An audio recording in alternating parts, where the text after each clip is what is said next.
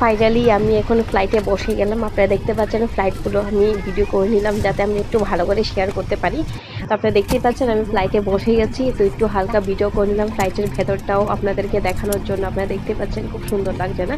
তো আমি window seat পেয়েছি, আমি খুব খুশি, খুব হ্যাপি যে আমি ভিডিও করতে পারবো, ভালো করে নজদিক করে ভিডিও করতে পারবো। তো যার কারণে রিকোয়েস্ট করে কিন্তু আমি উইন্ডো সিটটা নিয়েছি, না হলে আমার সিট ছিলই না। তো আমার ফ্লাইটটা টেক অফ হয়ে গেছে, আপনারা দেখতেই পাচ্ছেন আকাশের ভেতরে। বাট ওয়েদার খুব খারাপ ছিল বলে ফ্লাইটটা এত নড়ছে, মানে কি বলবো, আমাদের সিটগুলো খুব নড়ছে আর লোক সব নড়ছে, এত মানে সবাই খুব ভয় পেয়ে গিয়েছিল অ্যাকচুয়ালি আকাশের ওপরে। তো আমি এখন ল্যান্ড করব হরিবাড়ি ত্রিপুরাতে।